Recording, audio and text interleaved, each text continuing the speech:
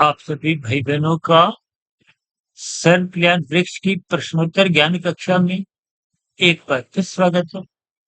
आज की चर्चा में किसी भाई बंधु ने कुछ ऐसे शाब्दिक स्तर पर प्रश्न रखा है जिसको एक साधारण मनुष्य साधारण परिस्थितियों में अक्सर बोलने से घबराता है। और वो शब्द है अक्सर किसी की मृत्यु के होने पर शव यात्रा में बोले जाते हैं कि राम नाम सत्य है, राम नाम सत्य है। अक्सर ऐसी बातें सुनने से, बोलने से मनुष्य एक साधारण परिस्थितियों में कुछ भयभीत हो उठता है। वास्तव में इसके पीछे की सच्चाई क्या है कि मनुष्य मृत्यु को जीते जी स्वीकार नहीं करता। जब जिस स्थिति विशेष को आप ज्ञानपूर्वक स्वीकार नहीं करते, तो फिर परमात्मा की सत्ता को या और भी जो शास्त्रीय बातें होती हैं, उनको हम एक सच रूप में स्वीकार कर नहीं पाते। यानी कि शब्दों को तो हम स्वीकार कर लेते हैं, बोलते हैं कुछ औपचारिकताओं में, लेकिन उनके अर्थ क्या हैं, उनके भावार्थ क्या हैं, किस उद्देश्य से कहा जाता है, उन स्थितियों तक हम अपने मन बुद्धि के स्तर को लेके नहीं जाते। बस संसार की गतिविधियों में खोजबीन करते रहते। शास्त्रीय कथन किस उद्देश्य से कहे गए, उन पर आप चिंतन नहीं करते। इसीलिए कुछ भययुक्त स्थितियां बनती हैं। देखिए, जब राम नाम कोई राम जी से जुड़ा हुआ नहीं, राम का अभिप्राय एक सर्वव्यापी सत्ता से है, जो रमा हुआ है प्रकृति के कण कण में। क्योंकि परमात्मा निर्गुण निराकार इस ब्रह्म, इस जगत में, इस संसार में, क्योंकि हम बार बार कहते हैं ये प्रकृति के तीन गुण नित्य हैं, लेकिन जड़ है। अब दूसरी तरफ हम बोलते हैं कि प्रकृति में परिवर्तनशील है। तो दोनों बातें अपने आप में कुछ अपवाद लगती हैं। देखिए, शास्त्रों में कहा गया है प्रकृति के तीन गुण नित्य है। नित्य का मतलब सत्य है।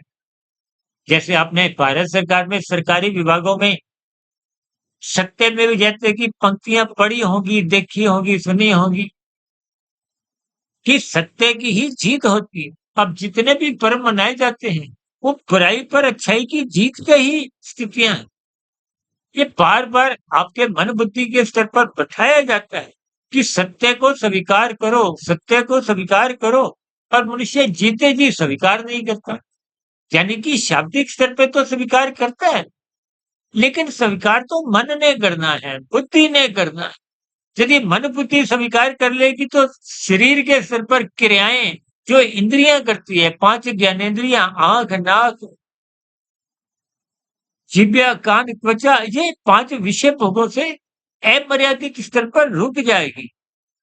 लेकिन जब भोग विषय आवारागर्दी करते हैं, अमर्यादित हो जाते हैं, और आजकल तो स्थितियां कुछ 24/7 सातों दिन 24 घंटे देखने में आती है कि भोग विषय बिगड़ते जा रहे हैं। आजकल तो ब्याह शादियों में भी कुछ इसके प्रत्यक्ष उदाहरण आपको नजर आते हैं, और हम सभी भाई बहन उसका कहीं ना कहीं कम अधिक हिस्सा बनते रहते हैं। लेकिन स्थितियों को तर्कपूर्वक स्वीकार नहीं करो। देखिए, जब आप अधिक भोगों में लिप्त रहते हो, तो स्थूल शरीर के स्तर पर भी उनके परिणाम आने आरंभ हो जाते हैं। रोगग्रस्त स्थितियां उत्पन्न होती।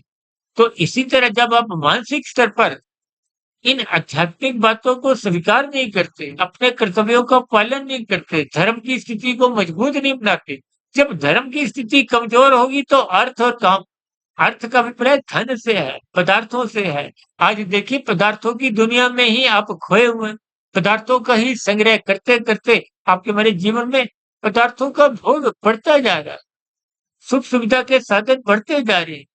जब खाया पिया अधिक होगा, क्रियाएं कम होगी, तो दो दो जगह गलतियां होती हैं। आप अधिक खाते हो और खाए हुए को आप पचाते नहीं। जबकि शास्त्रों में, आयुर्वेदिक ग्रंथ में तो यहाँ तक लिखा है कि सूर्य डूबने के बाद आपके हमारे भीतर की जो जठराग्नि है, वो मंद पड़ जाती है। उसके बाद एक ठोस पदार्थ खाने ही नहीं चाहिए। आजकल तो ब्याह शादियों में तो आप देखते हो 10 बजे 11 बजे लोग पहुंचते हैं, रात को 12 बजे 1 बजे 2-2 बजे तक खाना पीना चल रहा है। कि ये सभी स्थितियां आपको स्थूल शरीर के स्तर पर भी रोगग्रस्त करती हैं। जब स्थूल शरीर के स्तर पर रोगग्रस्त स्थितियां बनती हैं, तो निश्चित रूप से आपके हमारे जीवन में एक दुखमय स्थितियां उत्पन्न हो। और जब आप इन यथार्थ स्थितियों को, शास्त्रीय बातों को स्वीकार नहीं करते, उनके अर्थ नहीं समझते, तो फिर भावार्थ तो समझ ही नहीं आते कि ये राम नाम सत्य किस उद्देश्य से कहा। देखिए, मरने वाला तो जीते जी इस बात को स्वीकार नहीं किया। अब मरने के बाद जब आप इन शब्दों को सुनाते हैं, देखिए परमात्मा को तो सुनाने का कोई औचित्य ही नहीं। ये हम लोगों के लिए, ताकि आप अपने बचे हुए जीवन में एक सुधार की ओर जाएँ, आध्यात्मिक यात्रा की ओर निकलें, ताकि आपका हमारा स्वयं का जीवन व्यवस्थित हो। आज आपका हमारा जीवन अस्त-व्यस्त है, दौड़-धूप धन कमाने में लगी हुई है। भोगों के कारण अधिक से अधिक धन कमाते हैं, अधिक से अधिक धन कमाने में संग्रह वृत्ति में कानून का भी उल्लंघन होता है, शास्त्र भी पाप कर्म हो जाते हैं, जिसके फलस्वरूप कर्माशय बिगड़ता है, संस्कार और बिगड़े हुआ कर्माशय मरने के बाद फिर अधोगति का कारण। देखिए, ये जो हम शब्द बोलते हैं, स्वर्गवास हो गया है, ये एक अच्छे भाव रखने के दृष्टिकोण से बोलेगा। अन्यथा कर्मफल सिद्धांत के अंतर्गत जैसी-जैसी स्थितियाँ होती हैं, उसके अंतर्गत अगली जोनी का निर्धारण होता है। एक हमने वीडियो बनाई थी तकरीबन 5 साढ़े 5 वर्ष पहले, मनुष्य के मरने के बाद का अगला जन्म, जो लगभग पौने 3 घंटे की ब्रह्म मुहूर्त ज्ञान उपदेश कक्षा में, उस स्थिति में हमने स्थूल शरीर, सूक्ष्म शरीर, कारण शरीर, क्योंकि मृत्यु की स्थितियाँ तो स्थूल शरीर की, सूक्ष्म शरीर और कारण शरीर तब तक बने रहते हैं जब तक मोक्ष की प्राप्ति नहीं। अब कारण शरीर में जैसी पात्रता होती है, उसके आधार पे ही अगली योनि का निर्धारण हो। इसलिए जीवन के रहते हुए इन शास्त्रीय कथनों को तर्कपूर्वक समझिए। इसलिए बार-बार शास्त्र कहते हैं, सत्संग करो। जो विषय सत्संग नहीं करता उसके जीवन में पशु वृत्तियां पनपती। पशु वृत्तियां आहार, मैथुन, निंद्रा, भय की स्थिति है।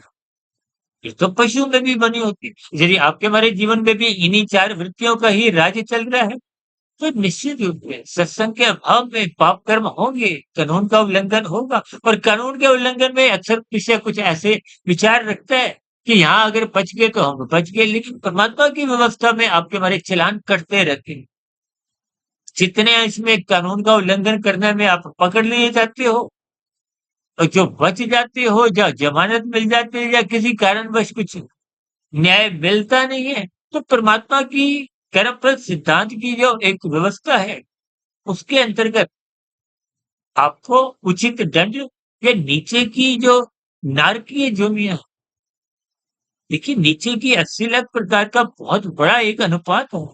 अब मनुष्य से ऊपर की जोनियाँ तो 3,99,999, इसलिए मनुष्य जीवन का महत्व। और मनुष्य यदि सत्संग नहीं करता, ब्रह्म मुहूर्त में उठता नहीं है, शास्त्रों का स्वाध्याय नहीं करता, गुरु के प्रवचनों को सुनता नहीं है, तो जीवन अनुशासित बन नहीं।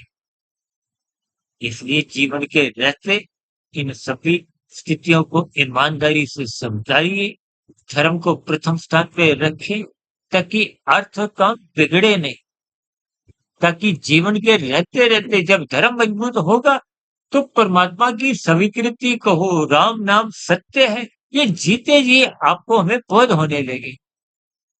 आप किसी भी अन्य मनुष्य को नहीं, अन्य किसी जीव को भी पीड़ा देने से 10 बार पहले सोचोगे। ये सभी स्थितियाँ गर्भाशय भी अच्छा बनाती है और शुभ संस्कार बनाती है। शुभ संस्कार बनने वालों से फिर नए पाप कर्म होते नहीं। हम तो बार-बार कहते हैं, यातायात नियमों का पालन करो, हरी बत्ती पे ही चलो, लाल बत्ती पे रुको। ये बहुत एक साधारण सी स्थिति है। धर्म का अभिप्राय धारण करने की उस वृत्ति से है, उस व्यवस्था से, जिसके अंतर्गत आप अपना जीवन भी सुखमय बनाओ और अन्य जीवों को, चाहे अन्य मनुष्य हो, चाहे अन्य जीव-जंतु हो, पशु हो, पक्षी हो, और प्रकृति की सौंदर्य में भी कहीं दोष उत्पन्न नहीं करो। इन सभी स्थितियों के अर्थ समझिए, अपना-अपना कर्तव्य पालन कीजिए, अन्य भाई-बहनों के साथ सहयोग की एक वृत्ति बनाइए, ताकि समाज में भाईचारा, प्रेम, सौहार्द का वातावरण बने। ये स्थितियाँ तभी बनती हैं जब धर्म मजबूत हो, तो अर्थ और काम बिगड़ते नहीं। हमारे तो एक चैनल का नाम यही क्या है, धर्म और दर्शन। दर्शन की स्थितियाँ तो तभी बनती हैं जब आप परमात्मा की ओर सम्मुख हो। अन्यथा जब आप दृश्य जगत में दृश्यों से ही जुड़ते हो, 5 भौतिक विषयों से ही जुड़ते हो, यानी कि फिर आप भोक्ता बन जाते, दर्शक बन जाते। जब दर्शक बन जाते हैं, तो जहाँ कहीं मर्यादाएँ टूटती हैं, तो फिर पाप कर्म होने लगते हैं, बुरे संस्कार बनने लग। इन सभी स्थितियों के जो आपसी संबंध हैं, उनको स्वीकारिए। हम तो देखिए प्रतिदिन ही प्रकृति के 3 गुणों की चर्चाएँ करते हैं, 3 शरीरों का इनसे संबंध है और शास्त्र तो बार-बार कहते हैं, तमोगुण, रजोगुण बंधनदायक, मुक्तिदायक केवल सत्वगुण है, सत्वगुण का संग करो। सत्वगुण का संग करना ही सत्संग की स्थिति है और ब्रह्म मुहूर्त में उठना सत्संग की एक विशेष शुद्धतम स्थिति है। उस स्थिति विशेष में उठने मात्र से दिन में रजोगुण कभी बिगड़ता है। जब रजोगुण ही नहीं बिगड़ेगा, तो तमोगुण में गिरने का तो प्रश्न ही नहीं। ये सभी स्थितियाँ जब धर्म मजबूत होता है, तो परमात्मा की स्मृति बनी रहती, कर्मफल सिद्धांत की स्मृति बनी रहती है। यानी कि आपका हमारा जीवन भौतिक स्तर पर सफल होता है और आध्यात्मिक स्तर पर सार्थक दिशा की ओर जाता हुआ आध्यात्मिक यात्रा, साधना, कर्म योग, ज्ञान योग, भक्ति योग की स्थितियाँ बनते हुए आप और हम इस संसार से एक नॉट आउट की स्थिति से ही विदाई लेते, यानी कि अगला मनुष्य जो नहीं सुनिश्चित बना दे, यानी कि मोक्ष प्राप्ति के लक्ष्य की ओर आप अग्रसर हो। ऐसी सभी शुभ स्थितियां आपके जीवन में भी बने। इन्हीं शुभकामनाओं के साथ चर्चा विशेष को यहीं विश्राम देते हैं। आज की चर्चा को समझाते समय कोई बात मेरी बुरी लगी हो, तो उसके लिए मैं क्षमा चाहता हूँ। लेकिन इन सभी स्थितियों को आप तर्कपूर्वक, ज्ञानपूर्वक समझिए, ताकि आपके हमारे जीवन में सकारात्मक सात्विक परिवर्तन आए, ताकि जीवन सुधर जाए। ये तभी होता है जब धर्म की स्थिति मजबूत, धर्म की स्थिति मजबूत होने से ही ये राम नाम सत्य है, परमात्मा की स्थिति एक विशेष स्तर पर आपको में बोध होने लगती है। तो फिर आत्मा परमात्मा की सम्मुखता, क्योंकि आत्मा तो ज्ञान स्वरूप है और परमात्मा आनंद स्वरूप सत्य है। तो फिर हम आत्मस्थित हो जाते, ज्ञानमय स्थिति में लौट आते हैं और ज्ञानमय स्थिति में लौटते ही आनंद की झलकें मिलने लगती हैं, क्योंकि ज्ञान का और परमात्मा के आनंद का ये एक सजातीय है, मांगना नहीं पड़ता। जैसे सूर्य के समक्ष आओ, वो प्रकाश मांगना नहीं पड़ता। फूलों के समक्ष जाओगे तो उनकी सुगंध मांगनी नहीं पड़ती। इन सभी स्थितियों में आप भी तर्कपूर्वक समझें। चर्चा विशेष को यहीं विराम देते हैं। फिर भी आज की वीडियो से संबंधित कोई आपका नया प्रश्न हो, कोई सुझाव हो, कोई कही गई बातों पर आपकी आपत्ति हो, इन सभी स्थितियों का नीचे दिए गए कमेंट्स बॉक्स में सदा ही स्वागत। चर्चा विशेष को ध्यानपूर्वक सुनने के लिए आप अपने ठिकानों का बहुत धन्यवाद।